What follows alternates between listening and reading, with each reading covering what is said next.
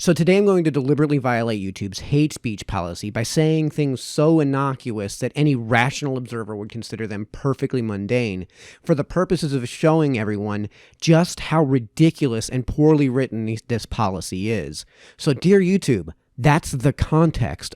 So what we'll do is we'll just go ahead and just read right through the hate speech policy and just itemize everything, and I'll give examples as I go along, and yes, it will be by the books a violation of this policy, and you'll see just how absurd this policy is.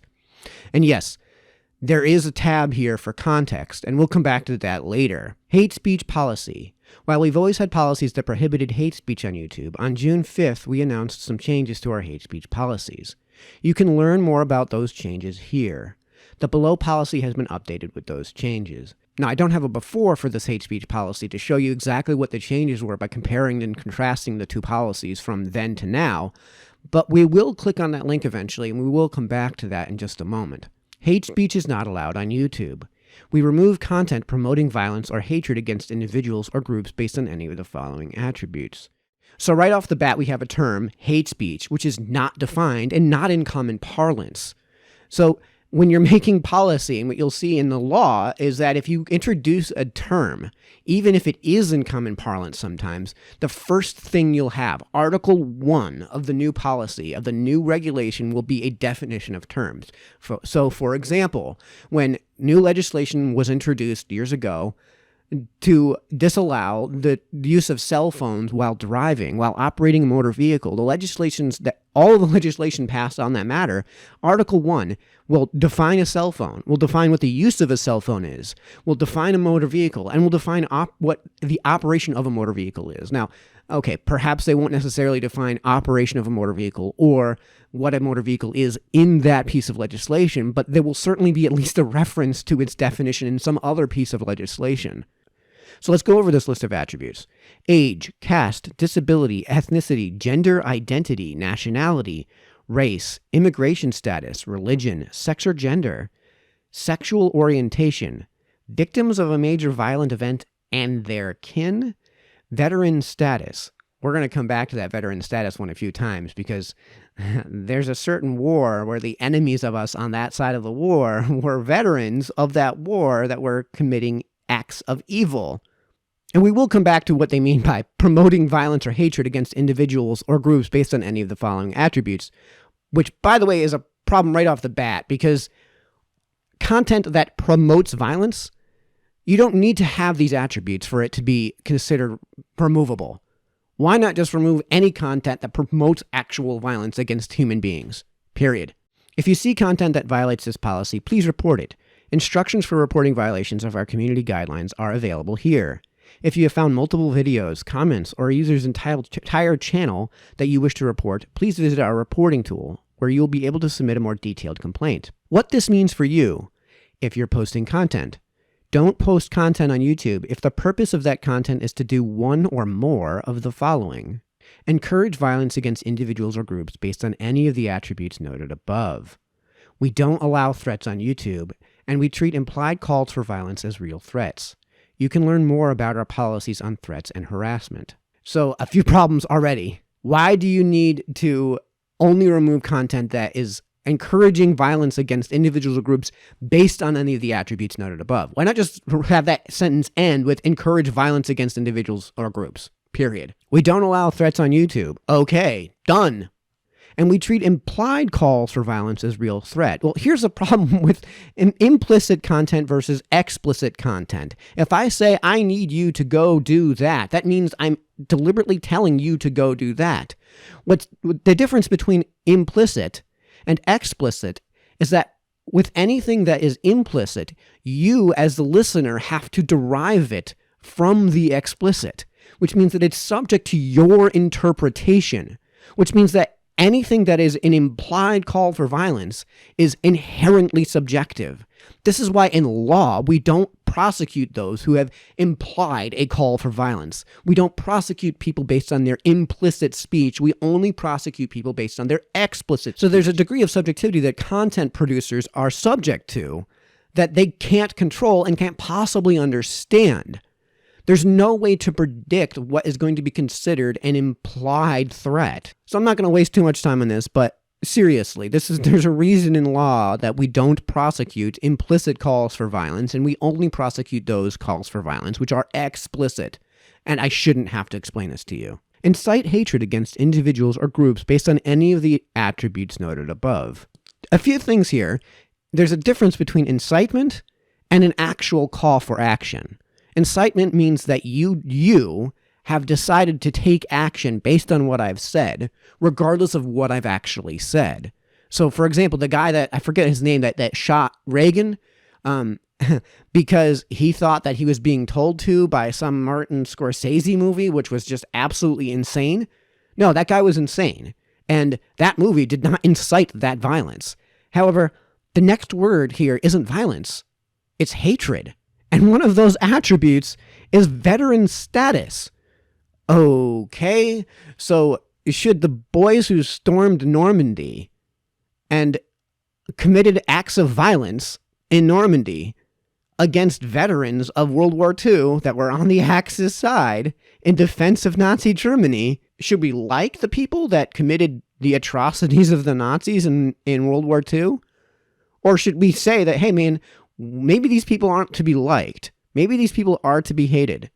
There's a deeper free speech argument to be had about people who are openly bigots. And the fact that if you force them to just simply bottle that up, what will happen is that there's no way, number one, there's no way to know that they're bigots and to convince them to not be bigots without them exposing the fact that they are bigots.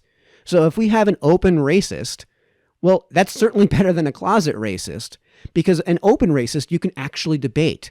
But the only way you can debate them is if you let them spew their nonsense. So when Richard Spencer gets a mic, yeah, I'm okay with him getting a mic and having his videos on YouTube so that the overwhelming majority of people who are on YouTube who disagree with Richard Spencer can put up videos that, argue against Richard Spencer's arguments that would convince a viewer that Richard Spencer's ideas are ridiculous and not worthwhile to have. Right? And debate might not be for the purpose of convincing the person you're debating to change their mind. It might be for the purpose of a viewer who might be on the fringe of neo-Nazism, who might be on that path to the dark side. And it might convince them not to have these ridiculous ideas and not to be a bigot. This is how you prevent bigotry. Like that famous scene from Scarface. You need me so you can point your effing fingers and say, there, that's the bad guy. And yes, we should have people identify themselves as the bad guy. Otherwise, we don't know who the bad guy is. And the second problem with just bottling all of this up is, well, we all kind of know what happens when people bottle things up. It builds up to a boiling point. I mean, do we not remember Columbine? Do we not remember what happened in Parkland? If you let folks let out their bigotry in small little bits instead of having it boil up inside them to an explosive point, then you don't ever get to that explosive point. In addition to the fact that you might actually convince them not to be a bigot because you can have debate with them. That's a meta discussion about the First Amendment. That's not really the point of this video, so we're going to go ahead and just move on because I could spend hours on that. Other type of content that violates this policy. Okay, let's see what that is. Dehumanizing individuals or groups by calling them subhuman, comparing them to animals, insects, pests, disease, or any other non-human entity. You have to be kidding me. LeBron James is 6'8". That's what he's listed as. So LeBron James is the same height as a door frame. That's a non-human entity. I'm not contrasting him to a door frame. For example, Michael Jordan was listed as 6'6". He was shorter than a door frame. That's me contrasting him to a door frame. LeBron James is listed as the exact same height of your typical door frame here in the US, 6'8". So he is, in that manner, like a non-human entity, a door frame. So I guess I've just violated the hate speech policy on YouTube by comparing LeBron James and his height to a door frame. And by comparing LeBron James to a door frame because they're the same height. But let's go even more mundane. Can I compare myself to animals, insects, pests, disease, or any other non-human entity? At my physical peak when I was in high school, my top speed was roughly 20 miles an hour, and I could only maintain it for a few steps. But I peaked out around 20 miles an hour. That's about as fast as a black mamba. So that's me comparing myself, I was as fast as a black mamba at my peak. Today I'm a bit slower, so I'm now probably peaking out about as fast as a sheep. So I am as fast as a sheep. That's me comparing myself, an individual, to an animal. Now I know what you're going to say. This says comparing them to animals, plural. Well, okay, then I'm as fast as sheep, plural. No, Mike. No, Mike. We're not talking about an animal species. We're talking about multiple animal species. Okay, I have facial bilateral symmetry, as does virtually every other vertebrate animal. That's me comparing myself to virtually every other vertebrate animal. So I guess I just violated YouTube's hate speech policy by comparing myself for having bilateral facial symmetry to virtually every other vertebrate organism there is. Praise or glorify violence against individuals or groups based on the attributes noted above. Again, why do you need the second half of that sentence? Based on the attributes noted above? Use racial, ethnic, religious, or other slurs where the primary purpose is to promote hatred. What if the purpose is to promote hatred of the use of those slurs? For example, if I say you shouldn't use faggot in an explicitly and exclusively derogatory manner to describe gay people, well, the reason I would say that, especially if my audience is children, is because they might confuse the F word with a certain other F word. In fact, non-English speaking viewers who are just learning English, or who may actually speak quite a bit of English but aren't fluent in it, may not quite understand what the phrase the F word is. So if I say you shouldn't say faggot, you should hate the use of faggot. Bam! I just violated YouTube's hate speech policy. Okay, I know what you're going to say. It's about promoting hatred of people. Okay, well then what's hatred? Hatred is an extreme dislike. So we should have an extreme dislike for people who regularly use the word faggot in a derogatory manner to describe gay people. Translation, we should hate people who regularly use the term faggot in a derogatory manner to describe gay people. Guess I just violated YouTube's hate speech policy. Claim that individuals or groups are physically or mentally inferior, deficient, or diseased based on any of the attributes noted for the purpose of inciting hatred. This includes statements that one group is less than another, calling them less intelligent, less capable, or damaged. Okay, so at the end here, it says, for the purpose of inciting hatred. Well, hatred of what? What if it's hatred of a bad policy? For example, if a school says, you know what, we are going to go ahead and abandon men's and women's programs for sports, and we're just going to combine them into one program, and may the fastest sprinter win. I would say you should have an extreme dislike, which is hatred, for that policy. And the reason you should have that extreme dislike for that policy, that hatred, is because of the fact that men are superior athletes in general to women because of inherent biological differences between the two sexes. Now, I realize I put an if in that statement, so I haven't necessarily violated YouTube's hate speech policy. So let me go ahead and violate YouTube's hate speech policy. You should have an extreme dislike, which is a hatred, for a policy within a high school that would dissolve the differentiation between men's and women's sports because, generally speaking, men are superior athletes, and what that will do is preclude women from competing at the varsity level in basically any of those sports. Allege the superiority of a group over those with any of the attributes noted above to justify violence, discrimination, segregation, or exclusion. Men should be excluded from women's sports because they are, generally speaking, superior athletes. Men should not be allowed to participate in the WNBA and should thus be excluded from the WNBA because they are, generally speaking, superior athletes, because they have an unfair, biologically determined advantage. Conspiracy theories ascribing evil, corrupt, or malicious intent to individuals or groups based on any of the attributes noted above. Well, what's a conspiracy theory? Again, you've used a term that doesn't have a common parlance definition, and you haven't defined the term. What exactly is a conspiracy theory? Are we talking about a literal theory that has been conspired towards? Because again, one of the attributes noted above was veteran status. So, honorably discharged decommissioned officers in 1941 who were fighting on the side of the Axis powers and returning to their home front. Yes, they were on the side of evil. They were on the side of corruption. They were on the side of malicious intent. And the U.S. government at the time conspiring with other agencies and governments to produce a theory that ascribed evil, corrupt, or malicious intent to those veterans to justify violence, in this case, the storming of the beaches of Normandy. I mean, you've got to be kidding me. Yes, I will absolutely promote in this video right now, that conspiracy theory. Again, I don't think anyone would consider that a conspiracy theory. However, since we don't have a definition of terms, well, again, we're subject to the whims of YouTube's subjective interpretation of what a conspiracy theory is. Call for the subjugation or domination over individuals or groups based on any of the attributes noted above.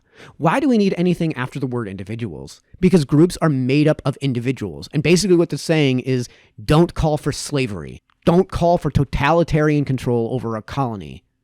I mean, hello. Why do we need that to be based on any of the attributes noted above? Human beings should not own other human beings. Human beings are not property. And lastly, deny that a well-documented violent event took place. Oh my God. That means that any defendant in a murder case where there's a lot of evidence against them cannot declare their innocence. Even if they're in a court of law and the cameras are rolling and the court of law decides that because this information is on the public record and everyone has a right to it, instead of keeping that information and constantly having to put out copies of that recording, they just simply put it on YouTube so anyone can see it on a moment's notice and link to it, for example, on their website. I mean, people do this all the time with things like town council meetings. So I could absolutely see this happening when it comes to a criminal court procedure. And by the way, I'm not going to look it up, but I guarantee you the OJ trial is on YouTube right now. I guarantee you there is footage right now of OJ saying he didn't commit that crime, that he didn't kill his ex-girlfriend and the pizza guy, even though there's a mountain of evidence to support the fact that he did that, even though this is a well-documented violent event, and it definitely took place. And I mean, for that matter, the fact that it's well-documented doesn't mean that it necessarily took place. For example, in a murder trial, maybe there's a lot of evidence that suggested that Frank killed Nancy, right? But maybe Frank didn't actually kill Nancy. So when he declares his innocence, that content is going to get removed? Like, that seems kind of ridiculous. So I'm going to say something that isn't actually true and that I don't believe in, but for the purposes of this video, I'm going to go ahead and deliberately violate this hate speech policy just to show you how ridiculous this is. Ready? OJ didn't do it. Educational content. We may allow content that includes hate speech if the primary purpose is educational, documentary, scientific, or artistic in nature. This is not a free pass to promote hate speech. Well, I would consider this video educational because, well, I'm educating the folks in YouTube land about how ridiculous this policy is. But because we don't have a clear definition as to what is considered educational, again, I guess I'm subject to the whims of the folks over at YouTube. A documentary about a hate group. Educational content that isn't supporting the group or promoting ideas would be allowed. A documentary promoting violence or hatred wouldn't be allowed. A documentary about the scientific study of humans. A documentary about how theories have changed over time, even if it includes theories about the inferiority or superiority of specific groups, would be allowed because it's educational. We won't allow a documentary claiming there is scientific evidence today that an individual or group is inferior or subhuman. Oh my God. Again, inferior at what? Because if we're talking about sports, we have age on there. Children, generally speaking, are inferior to adults at sports. I guarantee you there is no 2-year-old out there right now who is as good at soccer as Lionel Messi. And let's take a much more mundane example, which is, because we have age as a category, children and safely driving a vehicle. I don't think that 5-year-olds should be driving a motor vehicle. I think they should be excluded categorically from any driving privileges. 5-year-olds should not be allowed to drive because of their age and the fact that at that age, no one is capable of driving a car safely. Guess that's hate speech. This policy applies to videos, video descriptions, comments, live streams, and any other YouTube product or feature. For educational content that includes hate speech, this context must appear in the images or audio of the video itself. Providing it in the title or description is insufficient. You're really going to take down a video because of what someone else said in the comments section of a YouTube video on the internet? Give me a break. Have you folks ever been on the internet? And number two, how the hell am I supposed to control what is being said by someone else? I thought this whole policy was about people who actually make the hate speech. I thought this whole policy was about the actual person who infracts the policy, not someone else, because I can't control that. I can't control Jim in Scotland murdering John in Ireland because I'm in the United States and I don't know any of these people. And I have no control over that. So why would I be drummed off to some sort of Jughead trial? Also, apparently you can get away with whatever you want so long as it's in the title or description of the video, which seems to be self-contradictory, but hey, welcome to YouTube's hate speech policy. Examples. Here are examples of hate speech not allowed on YouTube. I'm glad this violent event happened. They got what they deserved, referring to persons with the attributes noted above. Okay. I'm glad D-Day happened.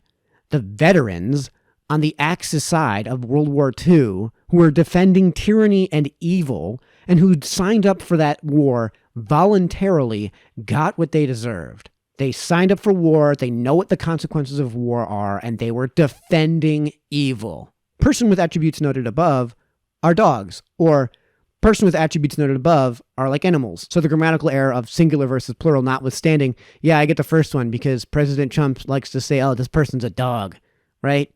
So you'd want to ban videos of President Trump saying this person's a dog. But it's the second part here that we've got a problem with, because humans are like animals, because get this, humans are animals. So it doesn't matter what age you are, it doesn't matter what your gender is, it doesn't matter what your sex is, it doesn't matter what any of these things are. I could say men are like animals because men are human beings and they're therefore animals. But more importantly, watch me do this in a manner that is isolating one of those group characteristics. Children between the ages of 6 and 8 months tend to crawl on 4 legs. They tend to not have the ability to have bipedal motion. Bipedal motion is something that is rare in the animal species, especially amongst mammals. In this manner, children between the ages of 6 and 8 months old are like animals because they lack bipedal motion. More examples. Get out there and punch a person with attributes noted above. Well, again, Nazis, veterans of World War II who are on the other side. Does that mean you can't say go out and punch a Nazi? Are you actually going to take down those videos? Are you actually going to take down videos that say hurl something at somebody, like a milkshake? Are you really going to do that? Come on. Nobody believes that. Everyone in groups with attributes noted above are criminals and thugs. Well, thugs are thugs and criminals are criminals, so I guess we'll have to move on. Person with attributes noted above is scum of the earth. Adolf Hitler, who was a veteran of World War I, is scum of the earth. Take down this video because it's hate speech. People with attributes noted above are a disease. People with attributes noted above are less intelligent than us because their brains are smaller. Well, brain size doesn't determine intelligence, so why do we need to have the part in the beginning about people with attributes noted above? No one is less intelligent because their brains are smaller. Brain size does not determine intelligence. Our existence is threatened by group with any of the attributes noted above, so we should drive them out at every chance we get. Group with any of the attributes noted above has an agenda to run the world and get rid of us. Okay, so this is basically their way of saying you can't say Jews control the media. Attribute noted above is just a form of mental illness that needs to be cured. Except one of those attributes noted above is disability. Autism is just a form of mental illness that needs to be cured. Autism runs in my family, and of course I want it to be cured. I could say that about Down syndrome. I could say that about a whole host of disorders that would constitute, in common parlance, a mental illness that we would love to see a cure for. Now, I realize that in clinical terms, what we're talking about are disorders, not mental illnesses. And I realize that mental illness is not a clinical term, nor is it necessarily in legal parlance. But it is absolutely in common parlance, and there is absolutely a common definition of what mental illness is. An illness of the mind, a central nervous system deficiency of some kind. And that's absolutely what all of these disabilities are. There's a reason that people with these mental illnesses are protected by the ADA, because that mental illness is a disability. And that's what the D is in ADA, Americans with Disabilities Act. I mean, did anyone actually sit down and take the time to even read this policy? I mean, come on. Many disabilities are just a form of mental illness that need to be cured. Person with any of the attributes noted above shouldn't be educated in schools because they shouldn't be educated at all. Again, why do we need the first 3/4 of this sentence? Because the important part of this sentence is they shouldn't be educated at all. Who shouldn't be educated at all? That's the problem with the sentence you should have, not the person with any of the attributes noted above. All of the so-called victims of this violent event are actors. No one was hurt, and this is just a false flag. Oh, so this is just an excuse to prevent Alex Jones from being on your site, YouTube. Yeah, we can see right through that. Now, again, there's a larger conversation to be had about how if you allow Alex Jones to say this nonsense on a platform that is as public as YouTube, that as many people are on as YouTube, then what you'll have is a swarm of people who will come down and say, Alex Jones, you're an idiot. This event actually happened, right? And I'll say it, Alex Jones, you're an idiot. This event actually happened. But the only way that we can combat these ridiculous claims, the only way we can convince people that these claims of hoax, like of the moon landing being a hoax, of the Sandy Hook shooting being a hoax, the only way we can convince them that it's not a hoax is if they tell us that they think it's a hoax. I mean, rational people are not going to think that Sandy Hook shooting was a hoax.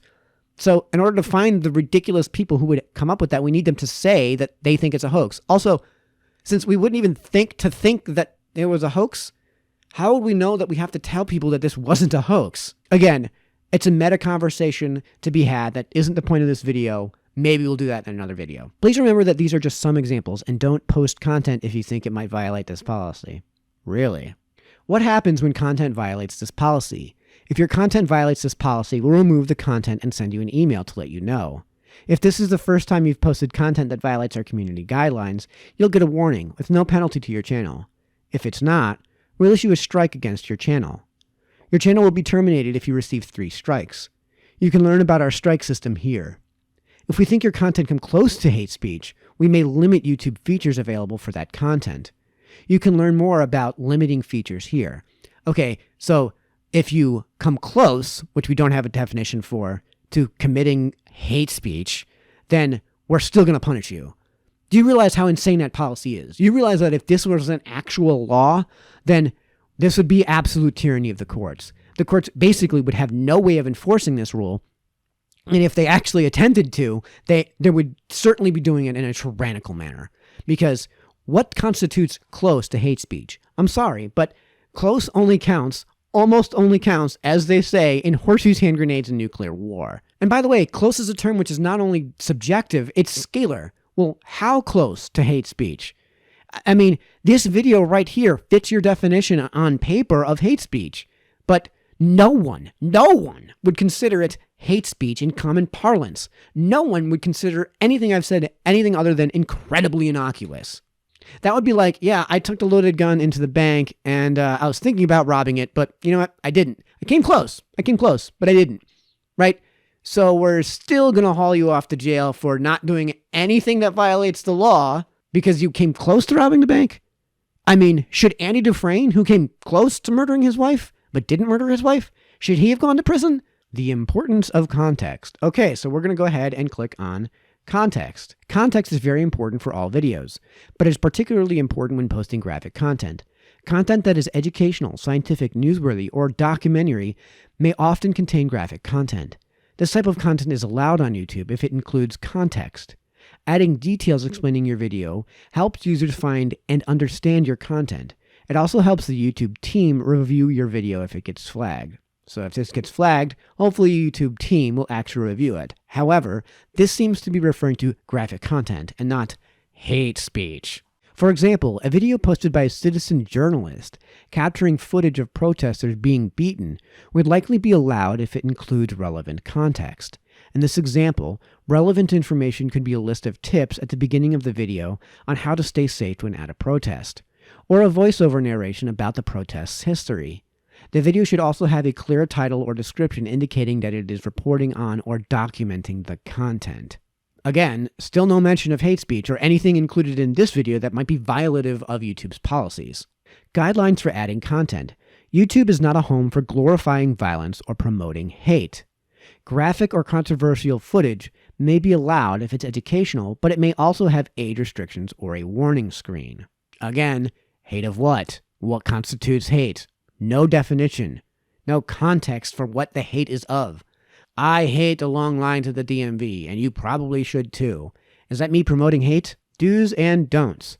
What you should do: consider the intention of your video. Is it to inform and educate, or to shock and incite?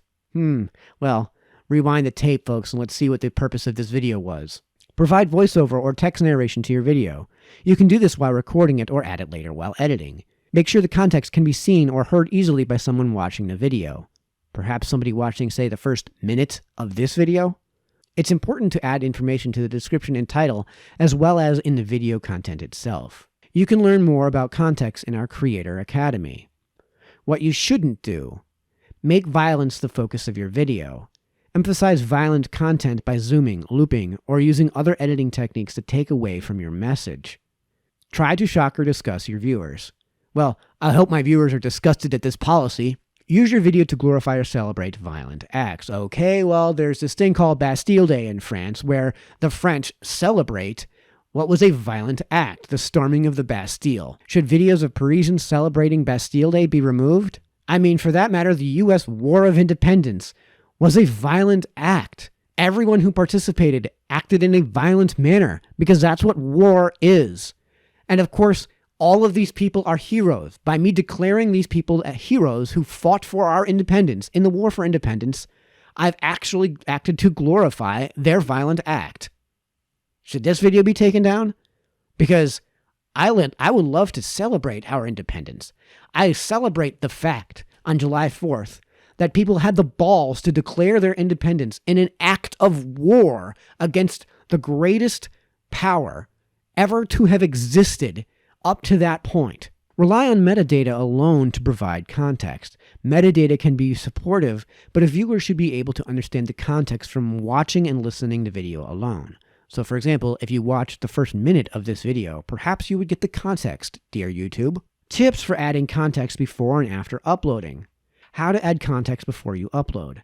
Adding context within your video helps us understand background and intent. So when folks explicitly say what their background and intent is and what the context of the video is. With violence content, Google, one of the biggest companies in the world, apparently doesn't have a copy editor. Again. Or content related to terrorism, add an introduction, voiceover commentary, or text overlays to provide additional context. It is essential that you add informative or clarifying information within your video before uploading to help our teams understand the context, and don't rely solely on the video title or description to make your intent clear. You should also avoid zooming in or sustained focus on the most graphic sections of the video, as we don't allow gratuitous violence. There are many third-party apps for both your computer and mobile device that allow you to edit your video, adding text overlays, title screens, and audio tracks. Once edited, you can then save it or export it directly to YouTube. How to add context after you upload. Well, this is getting a bit esoteric and really off topic here, because this is just explaining how to go about adding context, which I think I've done. So remember how I said I was going to go back and click on that link that says you can learn more about those changes here? Well, let's go ahead and do that. YouTube official blog. Over the past few years, we've been investing in the policies, resources, and products needed to live up to our responsibility and protect the YouTube community from harmful content. This work has focused on 4 pillars: removing violative content, raising up authoritative content, reducing the spread of borderline content, and rewarding trusted creators. Well, there's a link here to define what borderline content is, and what rewarding trusted creators is hopefully defining what exactly trusted creators are. So this is what I was brought to when I clicked on that link for borderline content. Continuing our work to improve recommendations on YouTube. When recommendations are at their best, they help us find a new song to fall in love with, discover their next favorite creator, or learn that great paella recipe. That's why we update our recommendation system all the time. We want to make sure we're suggesting videos that people actually want to watch. Say like never mind. You might remember that a few years ago, viewers were getting frustrated with clickbaity videos with misleading titles and descriptions. You won't believe what happens next. We responded by updating our system to focus on viewer satisfaction instead of views. So, like when Steven Crowder has a sudden uptick in subscriptions from, say, 3.5 million to almost 4, including measuring likes, dislikes, surveys, and time well spent. Okay, so when TYT has a like versus dislike ratio of 1-to-1, all while recommending clickbait videos less often. More recently, people told us they were getting too many similar recommendations, like seeing endless cookie videos after watching just one recipe for snickerdoodles. We now pull in recommendations from a wider set of topics. On any given day, more than 200 million videos are recommended on the homepage alone. In fact, in the last year alone, we've made hundreds of changes to improve the quality of recommendations for users on YouTube. We'll continue that work this year, including taking a closer look at how we can reduce the spread of content that comes close to, but doesn't quite cross the line of, violating our community guidelines. The whole point of having a guideline is to have a line, to know exactly when you're crossing that line. Not coming close to it. No, when you've gone over that line. The whole point of establishing a community guidelines is so we don't have this borderline content issue. That's how you prevent people from crossing the line, is by having a clearly defined line and telling people they can't cross it. I mean, for God's sakes, YouTube. To that end, we'll begin reducing recommendations of borderline content and content that could misinform users in harmful ways, such as videos promoting a phony miracle cure for a serious illness, claiming the earth is flat, or making blatantly false claims about historic events like 9/11. I mean, I hope that's not in the context of comedy, because Dave Chappelle used to do that all the time, and it was hilarious. Also, again, there is that greater conversation to be had about allowing people to say ridiculous crap so that other people can refute that ridiculous crap, so that people who might actually believe this ridiculous crap are exposed to the evidence against that ridiculous crap, which they won't be exposed to if you don't have the ridiculous crap in the first place, because why combat some ridiculous crap if there's no ridiculous crap to combat, right? Like, who in their right minds would have thought that the Sandy Hook shooting was an outright hoax? Well, Alex Jones did, but we don't know that Alex Jones is going to think that unless he actually says so, because who in their right minds would even think to combat the notion that the Sandy Hook shooting was a hoax without somebody saying that it was a hoax? While this shift will apply to less than 1% of the content on YouTube, we believe that limiting the recommendation of these types of videos will mean a better experience for the YouTube community. To be clear, this will only affect recommendations of what videos to watch, not whether a video is available on YouTube. Which we know is a load of crap, as evidenced by the countless videos that have been removed by YouTube from users who are even right-leaning. Oh, and by the way you allow users to have a better experience on YouTube is to allow users to determine what a better experience for them is on YouTube, and not block or shadow ban this content. Steven Crowder. As always, people can still access all videos that comply with our community guidelines, so probably not this video. And when relevant, these videos may appear in recommendations for channel subscribers and in search results. We think this change strikes a balance between maintaining a platform for free speech and living up to our responsibility to users. Yeah, so by selectively controlling the content on your website based on the speech in that content, you're maintaining a platform for free speech. Right, we're all buying that. This change relies on a combination of machine learning and real people. We work with human evaluators and experts from all over the United States to help train the machine learning systems that generate recommendations. These evaluators are trained using public guidelines and provide critical input on the quality of a video. This will be a gradual change and initially will only affect recommendations of a very small set of videos in the US. Over time, as our systems become more accurate, we'll roll this change out to more countries.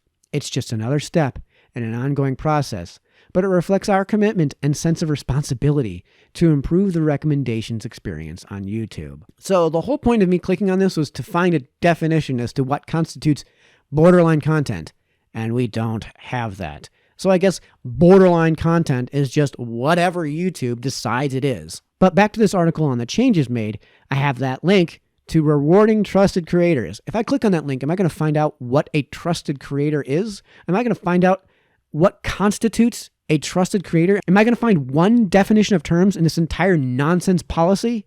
Of course, the answer is no. 2017 marked a tough year for many of you, with several issues affecting our community and the revenue earned from advertising through YouTube Partner Program. Okay, so no reference to the hate speech policy updates. In 2018, a major focus for everyone at YouTube is protecting our creator ecosystem and ensuring your revenue is more stable.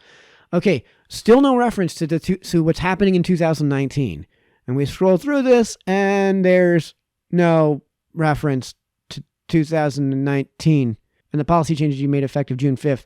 So that link was totally useless, and we have no idea what a trusted creator is. Thanks to these investments, videos that violate our policies are removed faster than ever, and users are seeing less borderline content and harmful misinformation. Well, videos are being removed faster, that's for sure. I'm not going to deny that. And users are seeing less content. I won't deny that. As we do this, we're partnering closely with lawmakers and civil society around the globe to limit the spread of violent extremist content online. Bullshit! We review our policies on an ongoing basis to make sure we are drawing the line in the right place. In 2018 alone, we made more than 30 policy updates. One of the most complex and constantly evolving areas we deal with is hate speech. We've been taking a close look at our approach towards hateful content in consultation with dozens of experts in subjects like violent extremism, supremacism, civil rights, and free speech. I doubt that last one. Based on those learnings, we are making several updates. Removing more hateful and supremacist content from YouTube. YouTube has always had rules of the road, including a long-standing policy against hate speech, except in that policy you never define what constitutes hate speech. In 2017, we introduced a tougher stance towards videos with supremacist content, including limiting recommendations and features like comments and the ability to share the video. This step dramatically reduced views to these videos, on average 80%. So like Tommy Robinson videos, where you're not even allowed to mention his name on Facebook, and I don't know if I can even mention his name on YouTube. Tommy Robinson, who is standing in the face of terrorism and hate speech, right? He was decrying hate speech and violent acts. No, his videos got to stay up, of course. Today, we're taking another step in our hate speech policy by specifically prohibiting videos alleging that a group is superior in order to justify discrimination, segregation, or exclusion based on qualities like age, gender, race, caste, religion, sexual orientation, or veteran status. This would include, for example, videos that promote or glorify Nazi ideology, which is inherently discriminatory. Finally, we will remove content denying that well-documented violent events, like the Holocaust or the shooting at Sandy Hook Elementary, took place. We recognize some of this content has value to researchers and NGOs looking to understand hate in order to combat it. This is what I've been saying. And we are exploring options to make it available to them in the future. Well, how about just make it available to anyone, and anyone can watch it and make a determination on their own of the validity of the claims? Jesus Christ. And as always, context matters. Except if you've got a right-leaning politic. So some videos could remain up because they discuss topics like pending legislation, aim to condemn or expose hate, or provide analysis of current events. So this should be in your policy, but it's not. In law, if you need to have exceptions to a policy, to a regulation, you spell that out clearly in the policy. For example, if you're in the state of New York and you're an out-of-state driver and you've been charged with driving with suspended driving privileges, and you have no reason to know that your driving privileges have been revoked in the state of New York as an out-of-state driver, then that is an exception to that rule. You may then be excused from that charge. But that exception is explicitly detailed in the piece of legislation as an exception to the rule. Not so here, folks. Apparently, Google couldn't afford a legal team that understands how exceptions to policies work. Reducing borderline content and raising up authoritative voices. So let's see if they define what an authoritative voice is. Taking bets. In addition to removing videos that violate our policies, we also want to reduce the spread of content that comes right up to the line. Okay, the whole point of having the line, I said this already, the whole point of having the line is to say that below this line is not a violation of policy. It is okay. And above this line, it is not okay. That's the whole point of delineation. That is the very definition of delineation. My God! In January, we piloted an update of our systems in the US to limit recommendations of borderline content, which you're never going to define, and harmful misinformation such as videos promoting a phony miracle cure for a serious illness or claiming the earth is flat. We're looking to bring this updated system to more countries by the end of 2019. Thanks to this change, the number of views this type of content gets from recommendations has dropped by over 50% in the US. Our systems are also getting smarter about what types of videos should get this treatment, and we'll be able to apply it to even more borderline videos moving forward. As we do this, we'll also start raising up more authoritative content and recommendations, building on changes we made to news last year. For example, if a user is watching a video that comes close to violating our policies, our systems may include more videos from authoritative sources like top news channels and the Watch Next panel. Again, still no definition of what constitutes an authoritative source. If your definition is top news channels, not only is that definition incredibly ambiguous and totally useless to the user, does it even constitute a definition? Because the whole point of a definition is that it defines the term. And part of defining a term, as part of the etymology of the term, define, is that you are establishing boundaries, that the terminology in its definition is finite. It is not infinite. The definition of a term fits between here and here. So because of the fact that we have no definition, we have no finite values established for what constitutes an authoritative source, I don't know if this is a definition. And even if it is, it's a terrible definition. It is totally useless. Continuing to reward trusted creators and enforce our monetization policies. Finally, it's critical that our monetization systems reward trusted creators who add value to YouTube. We have long-standing advertiser-friendly guidelines that prohibit ads from running on videos that include hateful content, and we enforce these rigorously. And in order to protect our ecosystem of creators, advertisers, and viewers, we tightened our advertising criteria in 2017. In the case of hate speech, we are strengthening enforcement of our existing YouTube Partner Program policies. Channels that repeatedly brush up against our hate speech policies will be suspended from the YouTube Partner Program, meaning they can't run ads on their channel or use other monetization features like Super Chat. The openness of YouTube's platform has helped creativity and access to information thrive. Except now you're clamping down on that openness. You're closing access to certain facets of YouTube. It's our responsibility to protect that, which you're not doing, and prevent our platform from being used to incite hatred, harassment, discrimination, and violence, as you'd see fit and as determined by you, not the users, who at their root are the source of all of your revenue. We are committed to taking the steps needed to live up to this responsibility today, tomorrow, and in the years to come. With a ridiculous policy that doesn't even define its own terms, is in multiple levels self-contradictory, and doesn't establish any boundaries that allow it to be actually followable. That's the whole point of having guidelines, and your guidelines don't even meet the standard of what constitutes an actual guideline. Well done, YouTube.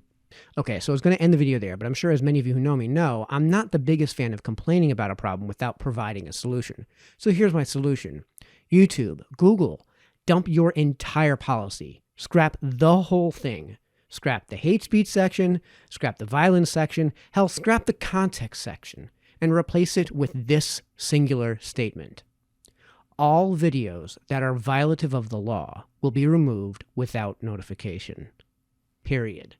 This resolves all of your problems with definition of terms because it doesn't provide any terms that need to be defined.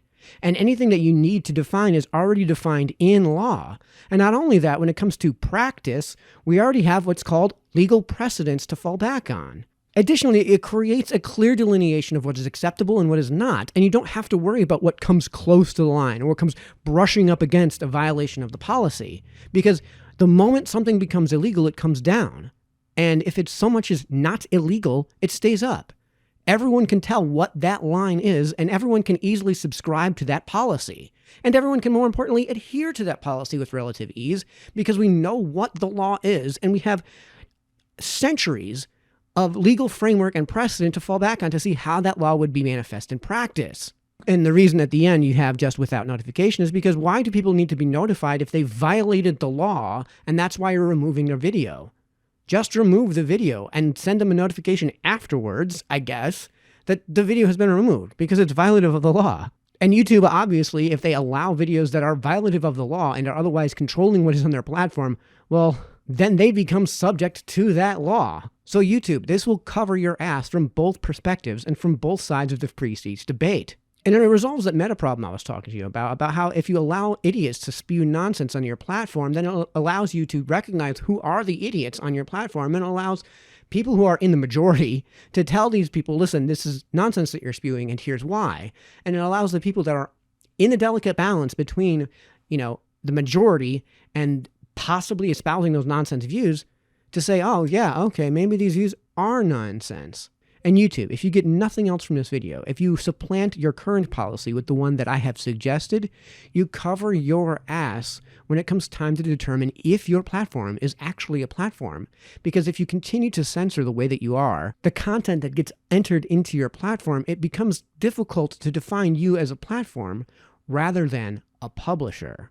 I doubt this will ever make its way back to the folks over in Silicon Valley, but if you want it to, you have to share this video. And I know it might be getting redundant, but to close one last time, why it is that little old me, no law degree, has to explain this to Google is beyond me.